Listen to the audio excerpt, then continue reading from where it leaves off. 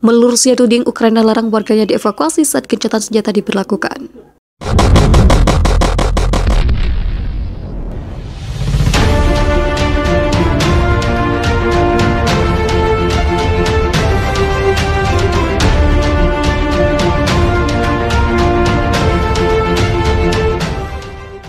Menteri Luar Negeri Menlu Rusia Sergei Lavrov menuding Ukraina tidak mengizinkan warga sipil dan bantuan kemanusiaan untuk melewati koridor kemanusiaan yang saat ini diberlakukan oleh kedua belah pihak.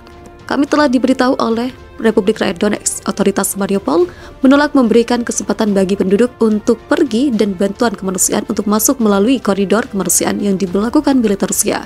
Katanya kepada wartawan di Moskow, seperti dilaporkan Associated Press pada Sabtu 5 Maret. Lavrov menambahkan Rusia juga sedang dalam proses memverifikasi laporan bahwa pihak berwenang Kherson menolak untuk menerima bantuan kemanusiaan. Tudingan itu dibantah Ukraina yang baik menuding Rusia melanggar kesepakatan jeda pertempuran. Wakil Perdana Menteri Ukraina Iryna Vereshchuk mengatakan, "Saya ingin mengkonfirmasi fakta Rusia telah melanggar kesepakatan yang dicapai dengan mediasi Palang Merah," kata Iryna.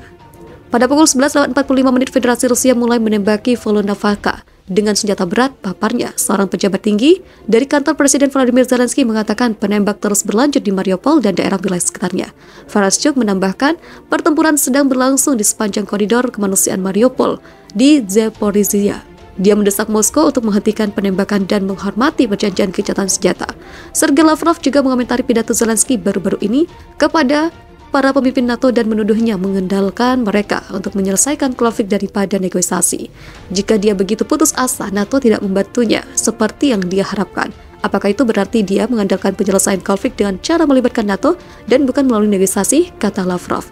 Dia menyalahkan Ukraina karena menunda tanggal pertemuan dan mengatakan pihak Rusia selalu siap untuk melakukan putaran pembicaraan baru. Pihak Ukraina, pihak yang seharusnya paling tertarik di sini, dengan perundingan, tampaknya terus-menerus membuat berbagai dalih untuk menunda dimulainya perundingannya selanjutnya. Mereka menunda tanggal yang disepakati dan kami belum menerima tanggal baru. Seperti yang diketahui rekan-rekan Ukraina, kami siap sejak kemarin malam untuk perundingan putaran ketiga ini, tegas Lavrov.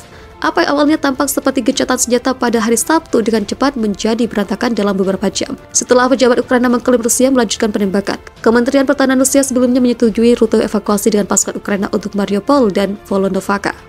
Presiden Ukraina Volodymyr Zelensky mulai mengkhawatirkan negaranya akan benar-benar jatuh ke tangan Rusia. Terlebih hingga saat ini sudah terjadi eksodus besar-besaran ke sejumlah negara tetangga. Karena jika semua orang pergi, lalu siapa yang menjaga kota ini? Ungkap Zelensky sebagaimana dilansir kantor berita Ukraina Interfax pada Sabtu 5 Maret 2022. Maka dari itu, Zelensky meminta tentara dan rakyat Ukraina agar tetap melanjutkan perjuangannya melawan penjajah Rusia. Kami melakukan segalanya untuk membuat kesepakatan itu berhasil. Ini adalah salah satu tugas utama hari ini. Mari kita lihat apakah mungkin untuk melangkah lebih jauh dalam proses negosiasi, kata Zelensky. Sebelumnya, Zelensky juga menyatakan agar warganya tidak eksodus dikarenakan saat ini pihaknya terus melakukan segala yang diperlukan, diantaranya bantuan kemanusiaan. Menurutnya, koridor kemanusiaan merupakan prioritas utama. Itu tergantung pada bagaimana negosiasi dengan Federasi Rusia akan dilanjutkan. Pada pembicaraan di Belarusia, kelompok-kelompok tersebut menyepakati langkah pertama untuk mengembalikan setidaknya 1% umat manusia dari tingkat normal ke kota-kota yang dikelilingi, yang dihancurkan, yang sedang mengalami hari-hari terburuk. Koridor kemanusiaan harus bekerja. Hari ini, Mariupol dan Volodymyr untuk menyelamatkan orang, wanita, dan anak-anak, terutama orang tua, untuk memberikan makanan dan obat-obatan kepada mereka yang tersisa. Bantuan kami sedang dalam perjalanan, kata Zelensky. Kondisi Ukraina hingga kini masih berkecamuk. Militer Rusia sudah menduduki beberapa kota besar Ukraina. Akan tetapi di tengah invasi itu, Rusia dilaporkan mempersiapkan bantuan kepada warga Ukraina. Mengutip dari kantor berita Rusia TASS Agency, 5 Maret Rusia menyiapkan bantuan kemanusiaan untuk rakyat sipil Ukraina. Lebih dari 10.500 ton bantuan kemanusiaan telah disiapkan untuk rakyat sipil di Ukraina. Kolonel Jenderal Mikhail Mizintev, Kepala Pusat Manajemen Pertahanan Nasional Rusia, mengatakan konvoi pertama sudah menunggu untuk berangkat. Konvoi dengan kargo kemanusiaan telah dibentuk untuk memberikan bantuan kepada penduduk Ukraina, katanya. Ini adalah makanan, bahan bangunan, dan kebutuhan dasar, ujarnya pada konferensi pers. Selain itu, konvoi bantuan kemanusiaan dari Crimea telah mencapai pusat-pusat populasi di Ukraina Selatan, kata Mizintev. Wilayah lain yang mengumpulkan konvoi kemanusiaan termasuk wilayah Belgorod, Bryansk, Voronezh, Kursk, dan Rostov, katanya. Angkatan bersenjata Rusia, jika Ukraina bersedia menciptakan koridor kemanusiaan bagi warga sipil, akan memastikan keamanannya, kata sang jenderal. Segera setelah kami menerima informasi dari pusat populasi manapun, bahwa pihak berwenang Ukraina siap untuk membuat koridor kemanusiaan dan memastikan jalan keluar tanpa hambatan bagi penduduk sipil. Kami akan memberikan jaminan keamanan 100% untuk keluar baik ke Rusia maupun ke negara lain. Lanjutnya, seperti yang diketahui sebelumnya, warga sipil di Mariupol, Ukraina diizinkan meninggalkan kota tersebut selama 5 jam pada Sabtu 5 Maret pukul 12 hingga 17 waktu Moskow, buntut terkepungnya kota tersebut. Presiden Ukraina Zelensky ditolak NATO. NATO telah menolak permintaan Ukraina untuk memberlakukan zona larangan terbang. Hal ini memicu kritik keras dari Presiden Volodymyr Zelensky yang mengatakan langkah itu memberi lampu hijau pada bagi Rusia untuk melakukan pemboman di negaranya. Jens Stoltenberg, Sekretaris Jenderal NATO, mengumumkan keputusan tersebut setelah pertemuan di Brussels. Dia mengatakan membantu Ukraina melindungi langitnya dan rudal dari pesawat. Dari rudal dan pesawat tempur Rusia akan membutuhkan pasukan NATO untuk menembak jatuh pesawat Rusia. Dan langkah ini dapat mengakibatkan perang penuh di Eropa yang melibatkan lebih banyak negara. Kami bukan bagian dari konflik ini, katanya, melansir Ilna News. Kami memiliki tanggung jawab sebagai sekutu NATO untuk mencegah perang ini meningkat di luar Ukraina, karena itu akan lebih berbahaya, lebih menghancurkan, dan akan menyebabkan lebih banyak penderitaan manusia. Presiden Ukraina mengkritik keputusan itu dalam pidato yang pahit dan emosional. Hari ini ada KTT NATO, KTT yang lemah, KTT yang membingungkan, KTT di mana jelas bahwa tidak semua orang menganggap pertemuan untuk kebebasan Eropa sebagai tujuan nomor 1, kata Zelensky dalam pidato yang disiarkan televisi pada Jumat malam. Hari ini, kepemimpinan aliansi memberikan lampu hijau untuk pemboman lebih lanjut di kota-kota dan desa-desa Ukraina setelah menolak untuk menetapkan zona larangan terbang.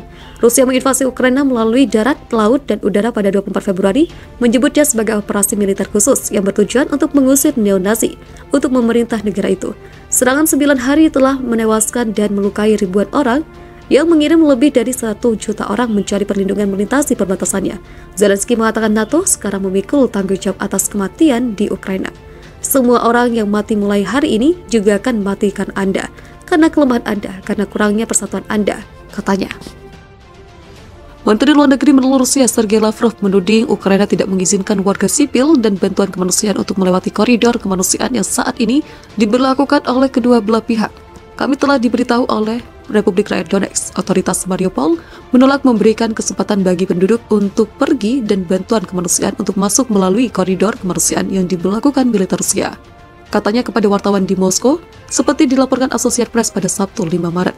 Lavrov menambahkan Rusia juga sedang dalam proses memverifikasi laporan bahwa pihak berwenang Kherson menolak untuk menerima bantuan kemanusiaan. Tudingan itu dibantah Ukraina yang baik menuding Rusia melanggar kesepakatan jeda pertempuran.